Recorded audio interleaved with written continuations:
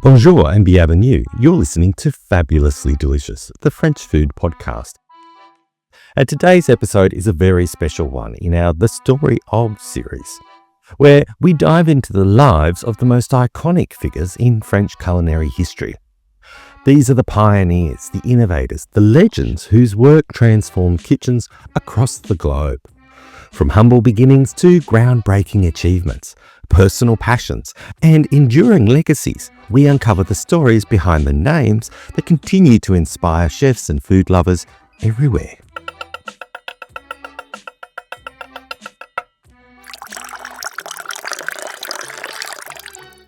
I'm your host, Andrew Pryor. Enchanté. Enchanté. I'm a former MasterChef Australia contestant, now living in beautiful Montmorillon here in France. French food, history and culture are my everyday passion.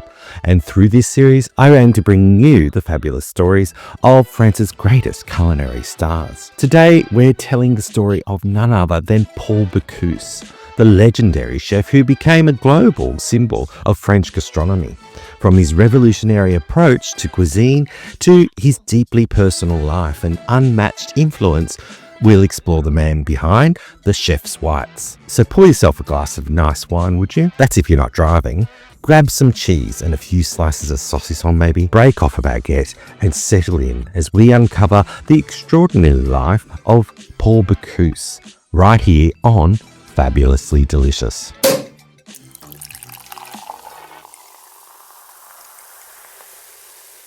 Let's set the scene in the Rhône-Alpes region of France, just north of Lyon, in a small, charming municipality called Cloche-en-Mondor. On Thursday, the 11th of February in 1926, in a house nestled beside the banks of the Saône River, a boy was born who would grow up to be known as the Pope of Gastronomy, Paul François Pierre Bocuse. This wasn't just any house, mind you. It was a home that would one day become the very heart of French haute cuisine, the legendary Auberge de Pont de Cologne. And yes, that same house still serves guests today, albeit now with 2 Michelin stars instead of the 3 it famously held for decades under Monsieur Paul's reign. Paul was the only son of Georges Bocuse and Irma Roulier. The Bocuse family name already rang with culinary promise. According to family law, the lineage of cooks stretched all the way back to the 17th century. Picture it, a certain Michel Bocuse and his wife serving up rustic delights, fried foods, regional cheeses, and what was charmingly referred to as junk, a word far more appetizing in Old French dialects than in modern English. Suffice it to say, cooking was in Paul's blood, thick as a good sauce béarnaise. On his father's side, Paul's grandfather, Joseph Bocuse, ran the family's first restaurant. Meanwhile, just a short stroll away, barely 400 metres, is his maternal grandparents were running the Hôtel de Pont. In 1936, Paul's parents, George and Irma, decided to merge family and professional life by moving into the Hôtel de Pont. It was there that the next chapter of the Bocuse legacy would begin, as the hotel was transformed into the now famous Auberge de Pont, setting the table quite literally for a culinary dynasty. Though born into a world of copper pots and simmering stock, young Paul Bocuse was not immediately the model student. In fact, he was known to be rather turbulent at school. But his father, George, had a clear solution: put the boy to work. At the age of 16, Paul began his first culinary apprenticeship under Chef Claude Marais at Restaurant de la Solière in Lyon. And while some teenagers might have balked at the thought of early mornings, hot kitchens and the rigours of classical French technique, Paul found his rhythm amid the steam and clatter of a professional kitchen.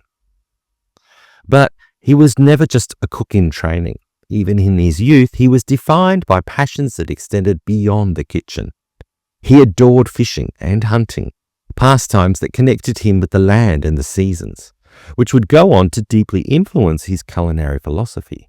Nature, he believed, should guide the cook. The terroir, the rhythm of the seasons, these were to be respected, celebrated, and never overcomplicated.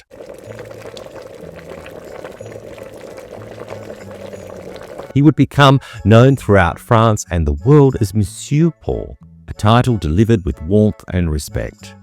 But at the core, he remained deeply tied to his roots, never forgetting that his story and that of French cuisine began in the humblest of kitchens.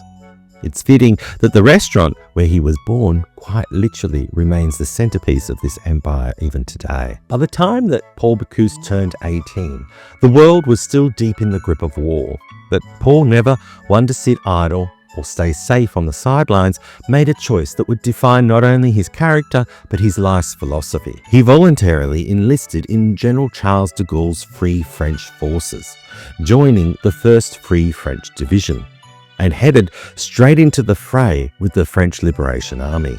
It was a bold move for someone so young. But as we'll come to see, Bocuse never did anything by half measures. His time in the military was marked by both courage and sacrifice. During fierce fighting in Alsace, Bocuse was severely wounded, struck by a German bullet. His injuries were serious enough that he was taken to an American field hospital.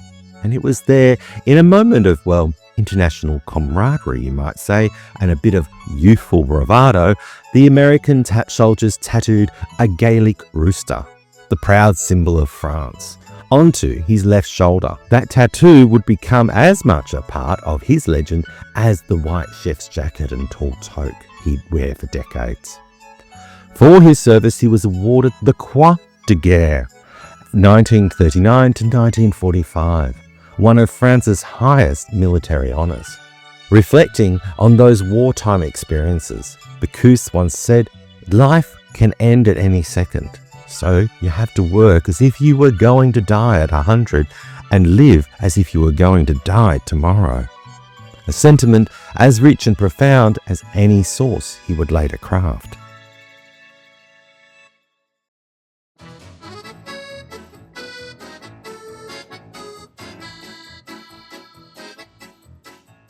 Dreaming of Paris, or maybe you're already lucky enough to live in the city of lights, love and good food. Either way, let's talk about the most delicious part of Paris, its food. As someone who's had the absolute pleasure of calling Paris home, I've spent years exploring its incredible culinary treasures, and now I want to help you discover them too. That's why I wrote Paris, a fabulous food guide to the world's most delicious city. This is a 2025 edition and it's your ultimate foodie passport to Paris, featuring over 400 hand-picked recommendations that will make your taste buds dance with joy. From the city's best boulangeries to cozy cafes, indulgent chocolate shops, and must-visit fromageries, and more, this guide has it all. And that's not all. I've added brand new sections for vegan and vegetarian dining, where to find the best views with your meal, and a freshly expanded food walking tour to help you eat your way through the city like a pro. Whether you're craving flaky pastries, creamy cheeses, or unforgettable dining experiences, this guide has got you covered. Ready to explore Paris like never before? Grab your copy at andrewpryorfabulously.com for a signed and gift package version, or find it on Amazon, and there's even a Kindle version. Your Parisian food adventure awaits. Bon voyage and bon appétit!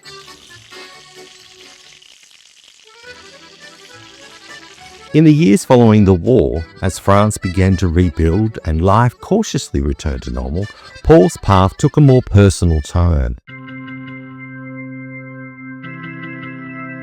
On Tuesday, the 6th of August 1946, just months after the conflict ended, he married Raymond Devers. They had met before the war. She was just 16 when their eyes first met. A young blonde girl with a steady gaze, and as it turned out, a talent for managing a restaurant. Raymond would go on to become a pillar of support in Paul's professional world, overseeing the daily operations of the family restaurant with a quiet determination that matched Paul's fiery passion. The following year, the Bocuse family grew with the birth of their daughter, Françoise. And just as Paul carried on the tradition of his own forebearers, Françoise would grow up immersed in the world of fine food. She later married Jean-Jacques Bernachon, one of Lyon's most celebrated chocolatiers and patissiers. Together, they not only continued the family's gastronomic legacy, but also gave Paul 3 beloved grandchildren. It was becoming clear in the Bocuse family that food wasn't just a profession, it was a calling. Freed from his military duties and just 20 years old, Paul returned to the kitchen with renewed purpose. He wasn't content with just learning the family trade, he wanted to train with the very best. And in post-war France, that meant turning to the formidable Eugène Brazier, known simply as La Mère Brazier. Her restaurant, perched on the hills outside of Lyon, was no ordinary kitchen. It was a temple of gastronomy, presided over by a woman who had earned not one, but 2 sets of 3 Michelin stars at a time when very few chefs, male or female, had achieved even 1 set of 3 Michelin stars. Under Mère Brazier's stern but nurturing guidance, Bocuse was immersed in the traditions of Lyonnaise cuisine, a style defined by its richness, simplicity, and its soul. She represented the very best of the Mère Lyonnaise, the legendary women who helped shape French cuisine into what it is today. These were no-nonsense women who knew the value of hard work and the transformative power of a well-cooked meal. It was here, under her watchful eye, that Paul began to truly understand not just how to cook, but how to lead, how to elevate a dish into an experience, and how to honour tradition whilst dreaming of innovation. This formative time with Mère Brazier planted the seeds of what would become Bocuse's own culinary philosophy, a reference for heritage paired with a drive to push boundaries. It was the perfect preparation for the role that he would go on to play, not just a chef, but an ambassador to French cuisine. From the battlefield to the bistro, Paul Bocuse was already proving that he was a man of extraordinary dedication, passion, and purpose. Hungry for more fabulous French flavour between episodes? Well, come join me over on Instagram, where I'm diving into the delicious depths of French food history, serving up bite-sized videos packed with fascinating facts, fabulous dishes, and the tasty tales behind them. You'll also get a peek into my life here in France, the quirks, the charm, and of course, plenty of good food. Follow me at Andrew Pryor Fabulously on Instagram and Threads, because your feed deserves, well, a daily dash of fabulousness. Let's make history delicious together.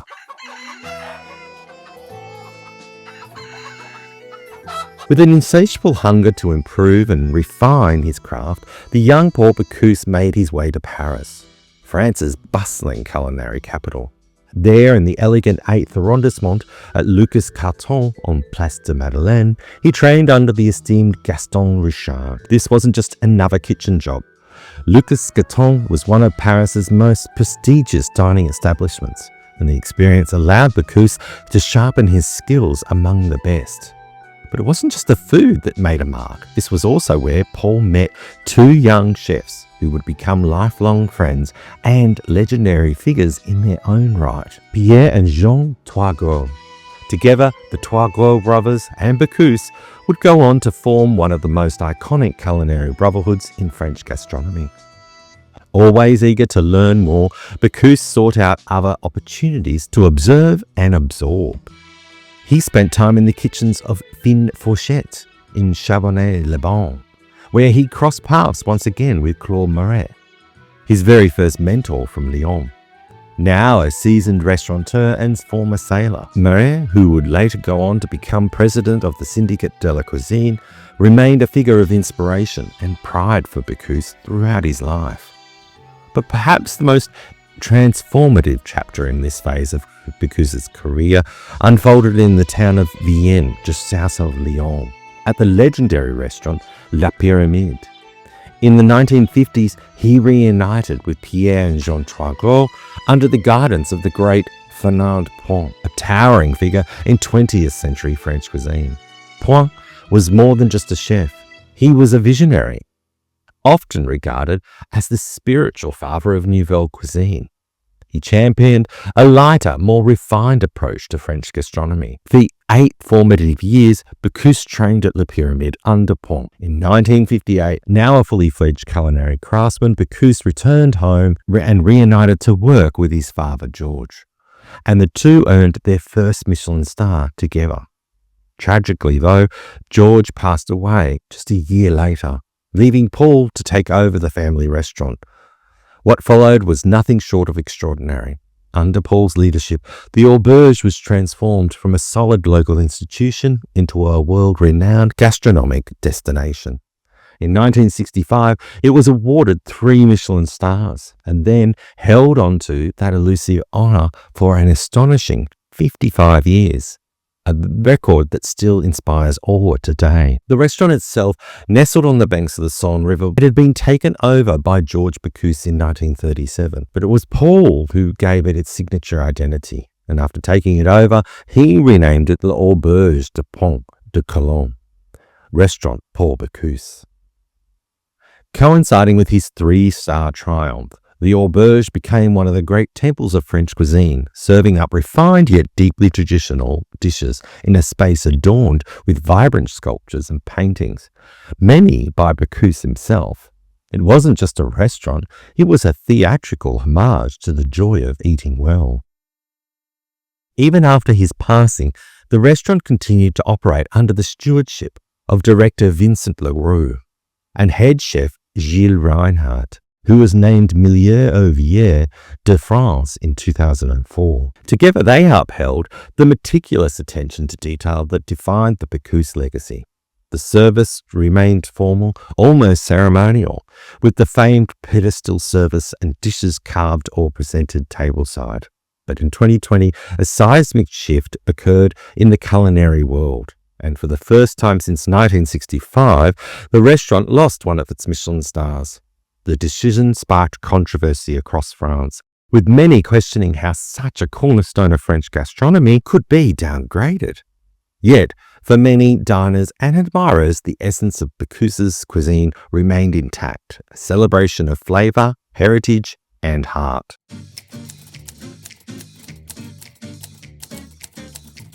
Beyond the Auberge, Bocuse also sought to bring French cuisine to a broader audience. He developed a chain of brasseries across Lyon, each paying tribute to a cardinal point on the compass: le nord, l'est, le sud, and l'ouest.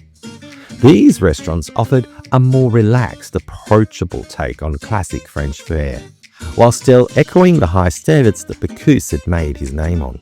Each brasserie had its own personality and menu, offering everything from rustic northern stews to sun-kissed provincial dishes. It was a way for Monsieur Paul to democratize good food, making sure that French culinary excellence could be experienced beyond the fine dining table.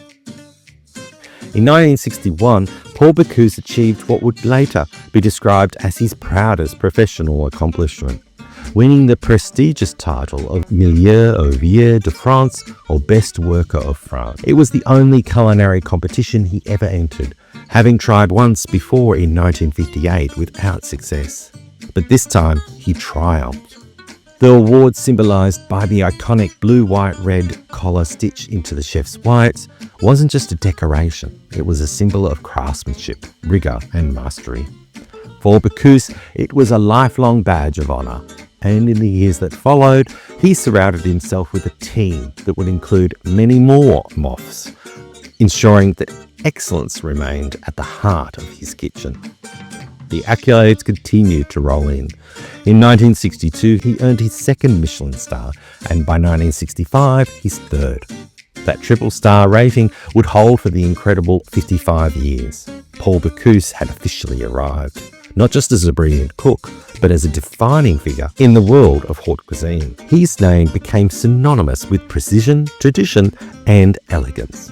Dressed in his immaculate white jacket bearing his name and the tricolour collar, Bocuse looked every bit the culinary general he was becoming, a leader of a gastronomic movement that was captivating the world. Then, in 1966, a new chapter began, one that would take him far beyond France, thanks to the influential critics Henri Gault and Christian Millau. Bocuse was introduced to the United States through an exclusive culinary tour. In cities across America, he prepared exquisite meals for elite audiences, private dinners hosted by some of the wealthiest and most powerful individuals in the country. These transatlantic dinners were more than just social events. They were a cultural exchange, and Bocuse became one of the first great French chefs to bring classic Gaelic gastronomy to American soil. It marked the beginning of an international legacy.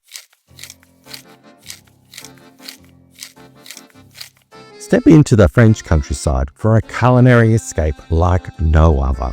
Imagine waking up in a charming French townhouse, the scent of fresh croissants wafting through the air as the quiet streets of Montmorillon begin to stir. This is the start of your Vienne residency cooking experience, a journey that blends the rich flavors of French cuisine with the joy of discovery. Your experience includes a beautiful stay where you rest easy in our 2-bedroom townhouse, complete with a cozy lounge, kitchenette, and all the comforts you need to unwind after a day's filled cooking and exploring. Hands-on culinary adventures that make you dive into the heart of French gastronomy with a full private all-day cooking class in my home kitchen. Together, we'll create traditional dishes you'll savor for both lunch and dinner. And then we have local discoveries like the bustling markets and historic landmarks that are nearby, and gems like Limoges or the Loire Valley, which is only a short trip away. Every day is filled with unforgettable sights and flavors. Warm French hospitality begins with your stay with a welcome apéro and dinner, setting the stage for a truly special experience. These residencies are entirely private, ideal for 1 to 4 guests and tailored to your pace and preferences. Whether it's your first visit to France or your 10th, you'll leave with a full heart, a happy palate, and incredible memories. Join me from May until October and escape the ordinary and embrace the extraordinary with a Vienne residency cooking experience. Ready to start your journey? Well, visit andrewpryorfabulously.com for more details and reserve your place. I can't wait to share this little slice of France with you.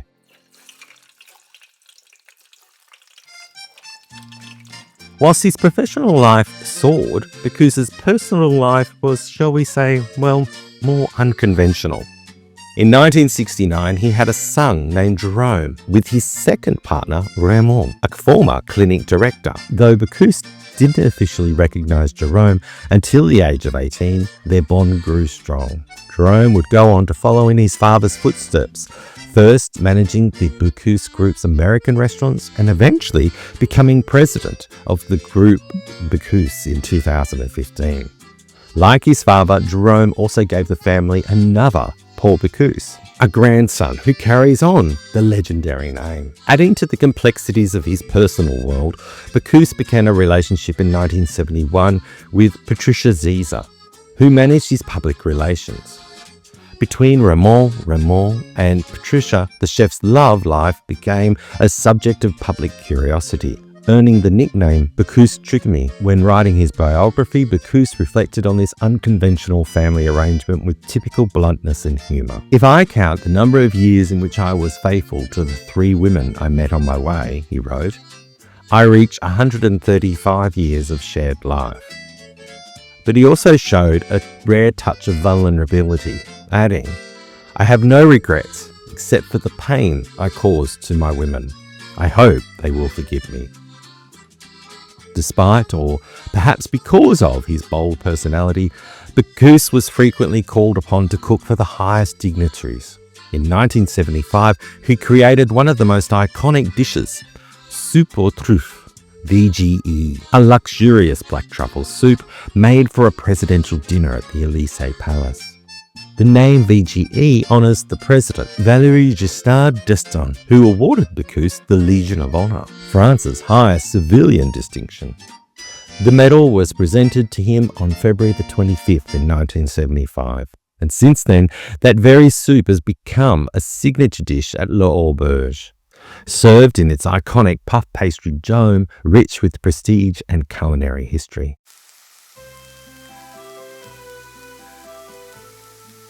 This moment, the chef honoured by the president serving soup at the Élysée, captured the essence of Paul Bocuse. He wasn't just a cook, he was a cultural figure, a national treasure, and a living bridge between France's storied gastronomic past and its bold, flavourful future.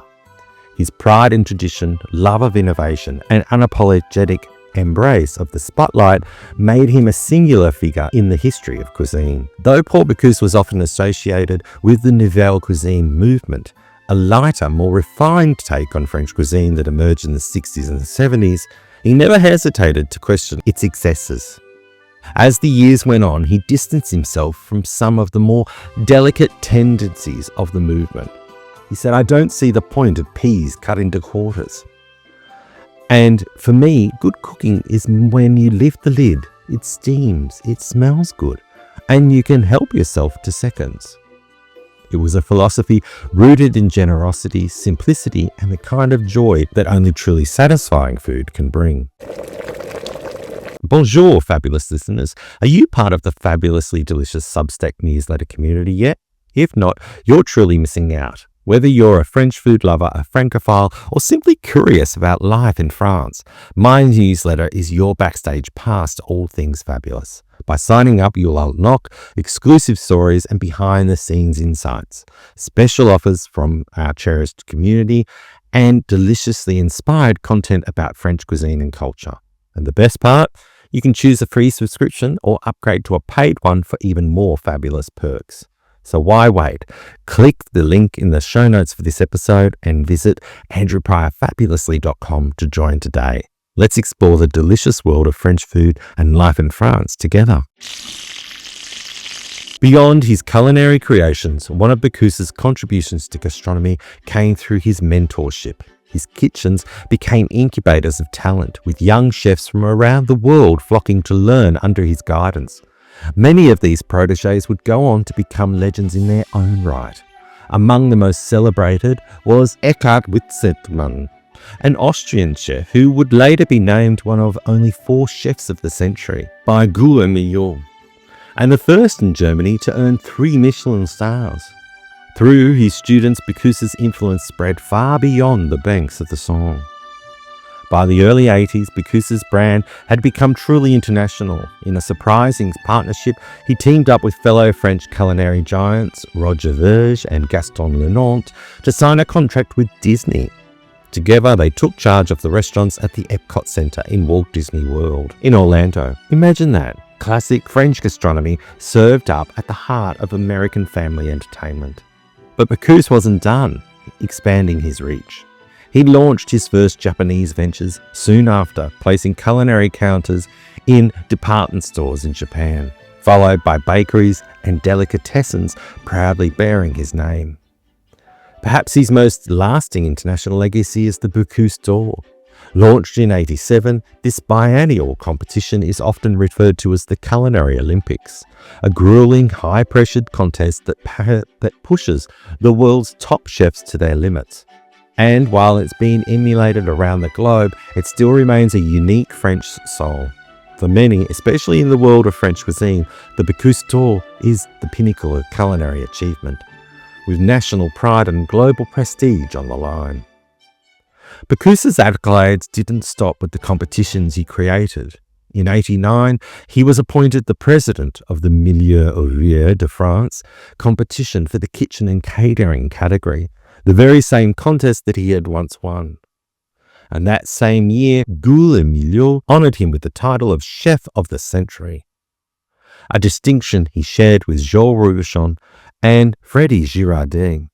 With that, the culinary world crowned him as something even greater, the Pope of Gastronomy. And honestly, few titles could have suited him better. In 1991, Bocuse became the first chef ever to be featured at the Greven Wax Museum in Paris, a place usually reserved for royalty, pop stars, and political icons. Sculptor Daniel Drouet created the wax figure, immortalizing the chef in the same pose, white jacket and tricolour collar that had become his signature.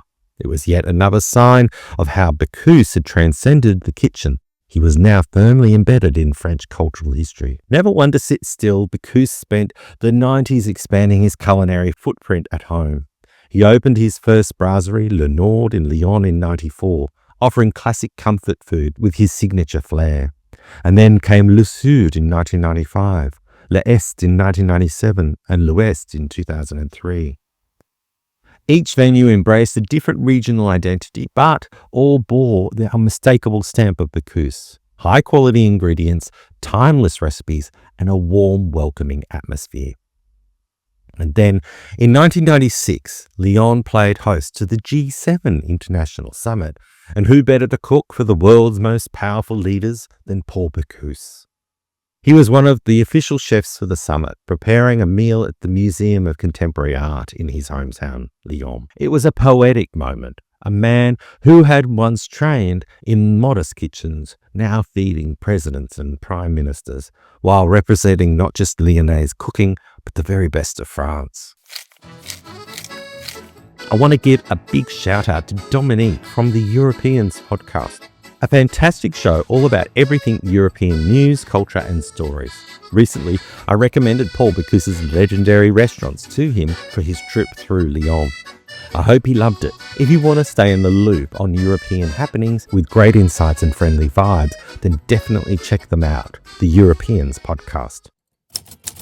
In 2005, Paul Bocuse faced one of the few challenges that couldn't be conquered in a kitchen, a serious health scare. He underwent triple culinary bypass surgery, a major procedure, especially at his age. But true to form, Bocuse took it in his stride, and even as his body began to slow, his passion for food and hospitality never wavered.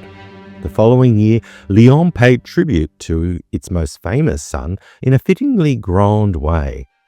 The Halles de Lyon, the central food market where Bocuse had sourced ingredients for decades, was renamed Les Halles de Lyon Paul Bocuse. It wasn't just a gesture, it was a statement. The heart of the city's gastronomy now permanently bore his name, a daily reminder to shoppers and chefs alike of his enormous contribution to the culinary arts. Paul Bocuse's influence even reached into the world of animated film. In 2007, Pixar's Ratatouille, directed by Brad Bird, introduced audiences to the lovable and lofty French chef Auguste Gusteau, a character inspired in part by Bocuse himself. In March 2011, the Culinary Institute of America, one of the most respected culinary schools in the world, honored Bocuse with its prestigious Chef of the Century Award at their annual Leadership Awards Gala. This tribute didn't stop there. A year later, in 2012, the Institute announced in the New York Times that their flagship restaurant, once named after Auguste Escoffier, would now be renamed the Bocuse Restaurant, following a complete renovation. It was a symbolic handover from one culinary titan to another.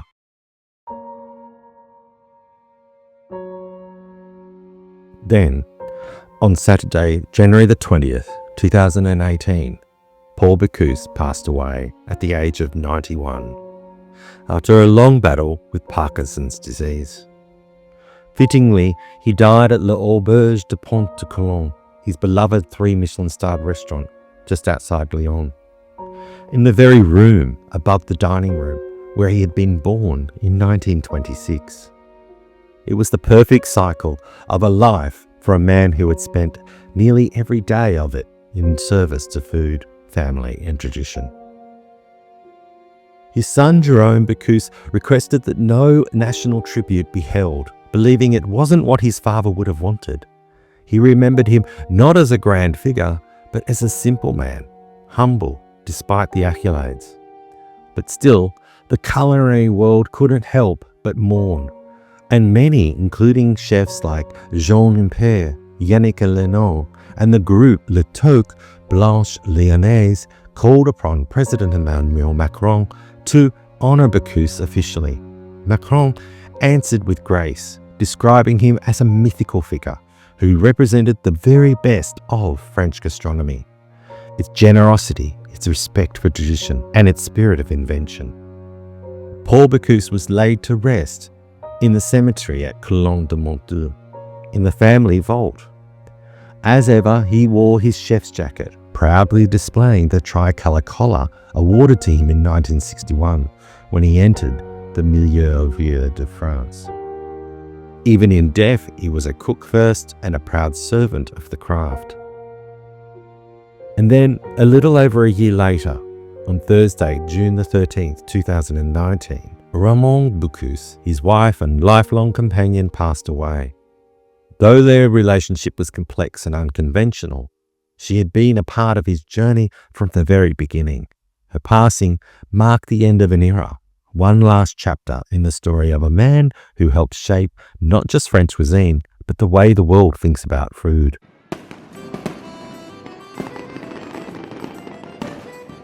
Joel Robuchon said, Paul Bocuse was the greatest ambassador of French cuisine. He changed the way the world thinks about French cooking. Gordon Ramsay said, Paul Bocuse was the father of modern French cooking, a true legend and inspiration to chefs everywhere. And Julia Child said, Paul Bocuse was a master who respected tradition, but wasn't afraid to innovate.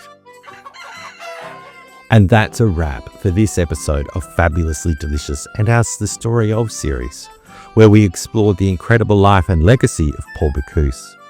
What stood out most to you about Bocuse's journey, from his family roots and personal life to his towering influence on French gastronomy? Did you discover something new about the man often called the Pope of French cuisine? I'd love to hear your thoughts. Reach out to me on Instagram at Andrew Pryor Fabulously or send me an email to contact@andrewpryorfabulously.com. Let's chat all things Bocuse, his unforgettable dishes, or any other foodie insights from today's episode. If you've enjoyed diving into the story of this legendary chef, then please consider rating and reviewing Fabulously Delicious on your favorite podcast platform. Your support helps bring these culinary icon stories to more food lovers around the world. Feel free to share this episode with fellow Francophiles and anyone who cherishes French cuisine and its rich history, because legends like Bocuse deserve to be remembered and celebrated. Thank you so much for listening and joining me in honouring one of France's greatest chefs. And as always, remember, whatever you do it fabulously. Merci beaucoup, and until next time, bon appétit, au revoir.